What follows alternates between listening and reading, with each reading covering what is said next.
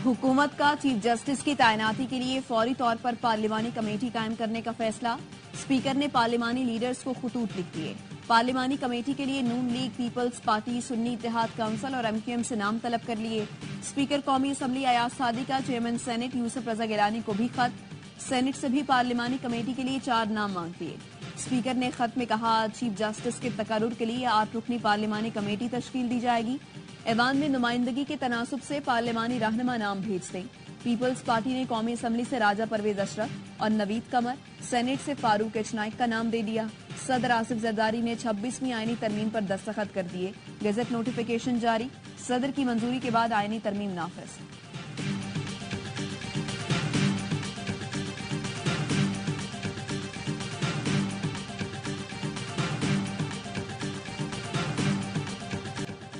Chief justice Pakistan की तकर्रुरी खुसूसी पार्लिमानी committee करेगी। Article 175A में तरमीम के तहत सीनियर तरीन के बजाय 3 सीनियर जजों में से किसी एक का इंतखाब होगा। चीफ जस्टिस तकर्रुर कमेटी में 8 MNAs और 4 सेनेटर्स शामिल होंगे। कमेटी चीफ जस्टिस की मुद्दत पूरी होने से 14 रोज पहले नए चीफ जस्टिस का नाम देगी। मुद्दत पूरी होने से 3 रोज पहले नए चीफ जस्टिस की तकर्रुरी कर दी जाएगी। सुप्रीम कोर्ट जजेस तायुनाती कमेटी में हुकूमत और अपोजिशन से 2 सेनेटर्स और 2 MNAs होंगे। पार्लियामेंट्री कमेटी जज का नाम वजीर आजम को भेजेगी। वजीर आजम सदर को सबरी भेजेंगे। जुडिशल कमीशन हाई कोर्ट जजेस की कारकर्दगी का जायजा ले सकेगा।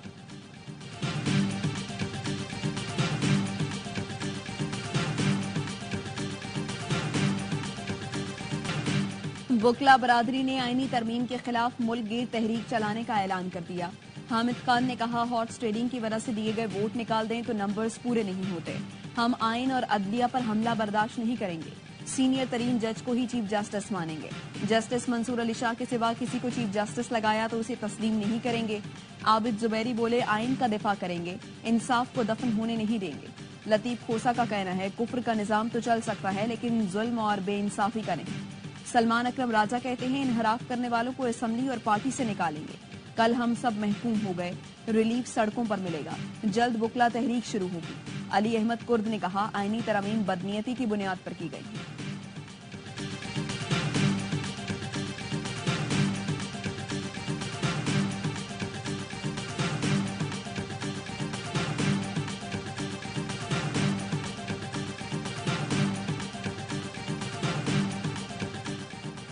मुसाबकती कमीशन पर हाई कोर्ट के फैसले पर समाअत के दौरान सुप्रीम कोर्ट के जजेस की जानिब से आईनी तरमीम का तस्करा। जस्टिस मंसूर अली शाह ने पूछा, क्या अब ये केस आईनी बेंच में जाएगा या हम भी सुन सकते हैं? लगता है ये सवाल हर रोज उठेगा कि केस आम बेंच सुनेगा या आईनी बेंच। बैरिस्टर फरोग नसीम ने कहा, सियासी केसेस अब आईनी केसेस बन चुके हैं। जस्टिस आयशा मलिक ने रिमार्क्स दिए, चलें जी, अब आप जाने और आपकी आईनी बेंच जाने। नई तरमीम पढ़ लें, आर्टिकल 199 वाला केस यहाँ नहीं सुन सकते। जस्टिस मंसूर अली शाह ने रिमार्क्स दिए, 3 हफ्ते के लिए केस मुलतवी कर रहे हैं। सूरत हाल वाज़ेह हो जाएगी, वैसे भी हमें खुद समझने में जरा वक्त लगेगा।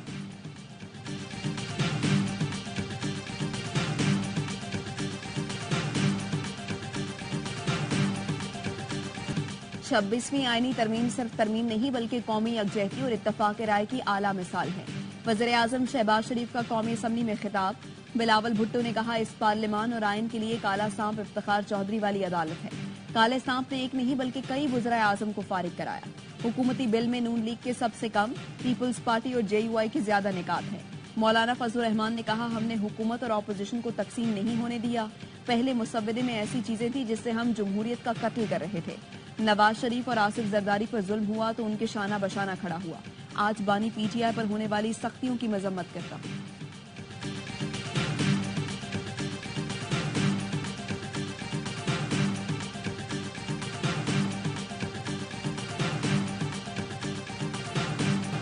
आईनी तरमीम के हवाले से मेरे खिलाफ झूठा प्रोपेगेंडा किया गया। वालिद शाह महमूद कुरैशी के कहने पर रूपोशी इख्तियार की। वालिद ने लाहौर बुलाकर कहा, किसी सूरत आईनी तरमीम मंजूर ना हो। जैन कुरैशी का वीडियो बयान, कहा तरमीम का हिस्सा नहीं बना। कौमी असम्बली जाना तो दूर, करीब से भी नहीं गुजरा। अपने हल्के की आवाम, PTI फैमिली और कायदीन को यकीन दिलाना चाहता हूँ कि ऐसा करने का सोच भी नहीं सकता। मुझ पर तनकीद करने वाले अपने गिरेबान में झांके। मुझे ज़द-ओ-कोफ, बीवी को अगवा किया, लेकिन पार्टी के साथ खड़ा हूँ। हुकूमती एहलकार से मुलाकात साबित हो जाए तो सियासत छोड़ दूंगा।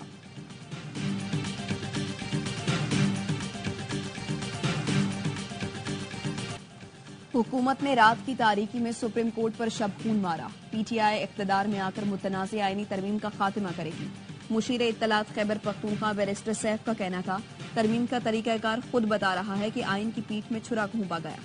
وکلا برادری پی ٹی آئی کے ساتھ مل کر متنازع آئینی ترمیم کو اپنے انجام کو پہنچائے. وزیر اطلاعات پنجاب عظمہ بخاری کا بیرسٹر سیف کے بیان پر رد عمل. کہا ججز اور ان کی فیملیز کے خلاف مہم چلانے والے آج ان کے ہمدرد بن رہے ہیں. آئینی ترمیم کی منظوری پر جمہوریت پسند خوش اور آمریت پسند سیخ پا ہیں.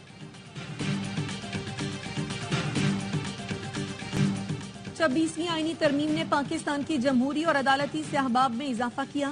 امیر جماعت اسلامی پاکستان حافظ نعیم الرحمان کہتے ہیں پہلے میرٹ کی بنیاد پر چیف جسٹس کا تقرر ہونا تھا، اب پارلیمان کرے گی. افسوس کل ذوالفقار بھٹو کے نواسے نے آئین کی روح کو متاثر کیا. پارلیمنٹ میں آدھے سے زیادہ وہ لوگ ہیں جو جیتے ہی نہیں. سابق وفاقی وزیر فواد چوہدری نے کہا 26ویں آئینی ترامیم سے حکومت کو خاطر خواہ فائدہ نہیں ہوگا. ان کی غلط فہمی ہے کہ عدلیہ کو قابو کر لیں گے. آج سے ایک اور تحریک کی ابتدا ہوگی. شہری، وکلاء اور ججز حکومت کے قائم کردہ اس نظام کے خلاف کھڑے ہوں گے.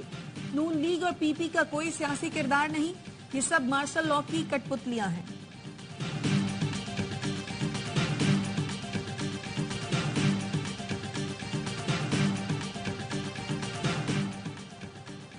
وزیر داخلہ محسن نقوی کی آئینی ترمیم کی منظوری پر قوم کو مبارکباد. کہا آئینی ترمیم پر مولانا فضل الرحمان کا مثبت اور تاریخی کردار ہمیشہ یاد رکھا جائے گا. سندھ کے سینئر وزیر شرجیل میمن نے کہا آئینی ترمیم کا مقصد وفاق کو مضبوط کرنا ہے. ترمیم کے لیے انت تک محنت کرنے پر بلاول بھٹو کو خراج تحسین پیش کرتے ہیں. آئینی ترمیم صوبائی نمائندگی کو یقینی بنانے اور جمہوری اداروں کو بااختیار بنانے کی جانب مثبت قدم ہے. پی ٹی آئی تقسیم کی سیاست ایک طرف رکھ کر آئینی ترمیم کی حمایت کا اعلان کرے.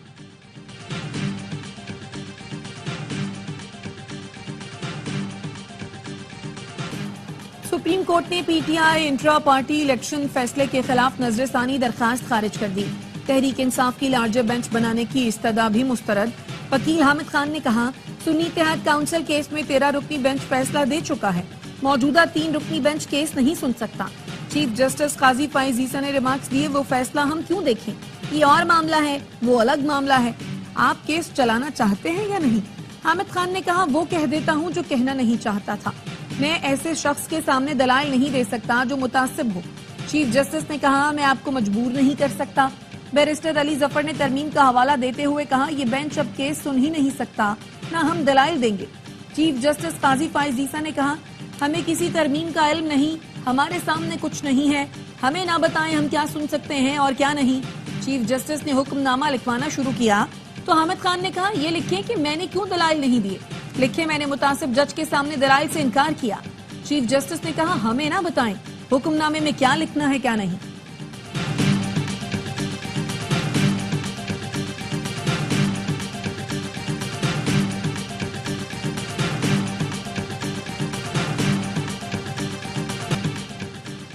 شہباز شریف نے اعلانات کے باوجود 1 روپیہ فنڈ جاری نہیں کیا. صوبائی حکومت نے اپنے وسائل سے سڑکوں کی تعمیر شروع کرنے کا فیصلہ کیا.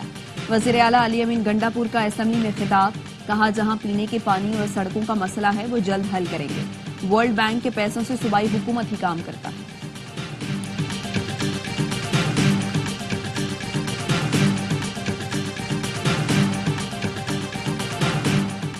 کے پی میں سینٹ انتخابات کرانے کے لیے درخواست کل سماعت کے لیے مقرر. Chief justice Peshawar high court Ishtiaq Ibrahim کی سربراہی میں 3 رکنی لارجر بینچ سماعت کرے گا.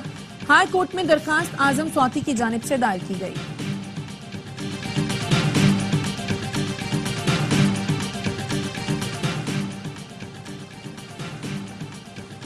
اسلام آباد ہائی کورٹ کی انتظار پنجوتا بازیابی کیس میں آئی بی رپورٹ آج ہی پیش کرنے کی ہدایت. آئی جی اسلام آباد کل ذاتی حیثیت میں طلب. جسٹس عامر فاروق نے ریمارکس دیے بس بہت ہو گیا، کل آئی جی کو کہیں پیش ہوں. آئی بی افسر سے پوچھا آپ نے کیا کیا؟ آئی بی افسر بولے درخواست آئی تھی ابھی دیکھ رہے ہیں. چیف جسٹس عامر فاروق نے کہا کبھی کوئی کام خود بھی کر لیا کریں، سارا کام عدالت نہیں کرنا ہے کیا؟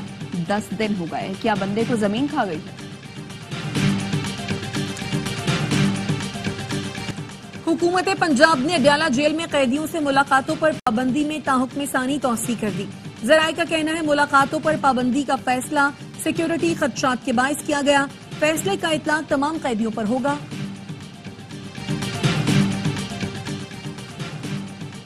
عدالت نے کنٹونمنٹ بورڈ کو ٹیکس وصولی سے روکا تو حکومت نے آئین میں ترمیم کر ڈالی. حکومت نے 4 شیڈیول میں ترمیم کر کے کنٹونمنٹ بورڈ کو ٹیکس وصولی کی اجازت دے دی. عدلیہ نے کنٹونمنٹ علاقوں سے صوبائی حکومتوں کو ٹیکس وصولی کی اجازت دی تھی.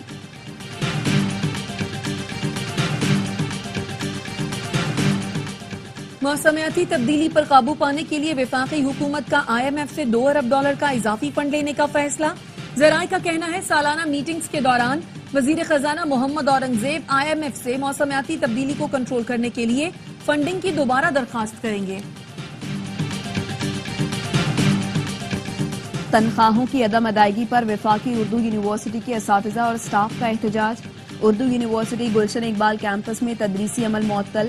اساتذہ نے VC آفس کا گھیراؤ کیا. وائس چانسلر نے اینٹ اٹھا کر انتظامی بلاک کا تالا توڑنے کی کوشش کی. خواتین اساتذہ کی مزاحمت کے بعد VC انتظامی بلاک میں داخل ہوئے.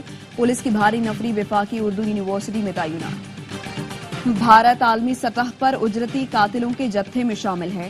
بھارت کی دہشت گردی سے کینیڈا اور امریکہ کے رہائشی بھی محفوظ نہیں. برطانوی جریدے دی گارڈین کا آرٹیکل لکھا کینیڈین وزیراعظم نے بھارتی سفارتکاروں پر ہردیپ سنگھ نجر کے قتل کا الزام لگایا. واضح ثبوت کے باوجود بھارت نے الزامات مسترد کر دیے. مودی سرکار نے جواباً کینیڈا پر سکھ انتہا پسندوں کو پناہ دینے کا الزام لگایا. امریکی عدالت نے بھارتی انٹیلیجنس افسر کو گرپتونت سنگھ کے قتل کی ناکام سازش میں ملوث قرار دیا. بھارتی اقدامات اسرائیلی موساد کی بیرونی کارروائیوں سے مماثلت رکھتے ہیں. اسرائیلی فوج کی بیروت ایئرپورٹ کے قریب بمباری، مزید 12 شہری شہید، متعدد زخمی. لبنان میں اسرائیلی حملوں میں شہید ہونے والوں کی تعداد 2460 ہو گئی. حزب اللہ نے اسرائیل کا ڈرون مار گرایا. غزہ میں صہیونی افواج کے وحشیانہ حملوں میں شہداء کی تعداد 87 ہو گئی.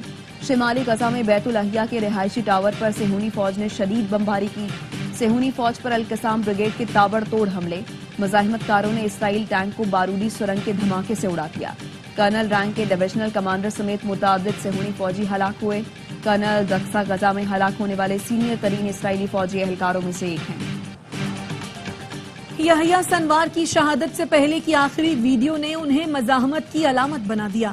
فلسطینی بچے کھیل کود میں یحییٰ سنوار کا انداز اختیار کرنے لگے. اسرائیلی فوج نے حماس رہنما یحییٰ سنوار کی ایک اور ویڈیو جاری کر دی. یحییٰ سنوار آخری لمحات تک لڑتے رہے. ترک رہنما اور گولن تحریک کے بانی فتح اللہ گولن 83 برس کی عمر میں انتقال کر گئے. وہ 1999 سے امریکہ میں خود ساختہ جلا وطنی کی زندگی گزار رہے تھے. 2016 میں ان پر ترک صدر کے خلاف بغاوت کا الزام لگا اور 2017 میں ان سے ترک شہریت چھین لی گئی. اردوان حکومت نے امریکہ سے فتح اللہ گولن کی حوالگی کا مطالبہ کر رکھا تھا. سلطان المشائخ حضرت نظام الدین اولیاء کے 721ویں عرس کی تقریبات دہلی میں جاری. دنیا بھر سے زائرین کی شرکت. عرس کی تقریبات 4 روز تک جاری رہیں گی.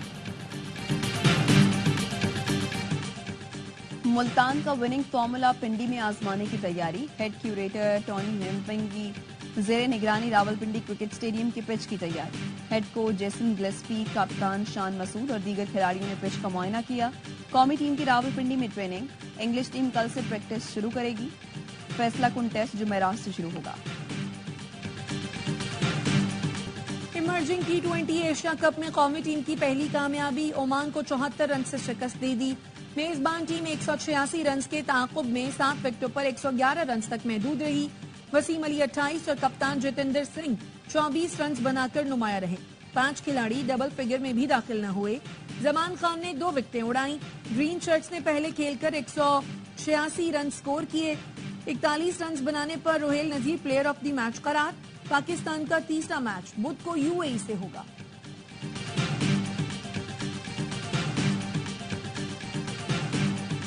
کونسل کراچی میں ورلڈ کلچر فیسٹیول جاری. پاکستانی کامیڈی تھیٹر پلے خوابوں کی نوٹنکی آج پیش کیا جائے گا. گزشتہ روز تھیٹر پلے گڑیا کا گھر پیش کیا گیا. سماجی موضوع کے سبب شائقین نے کھیل کو سراہا.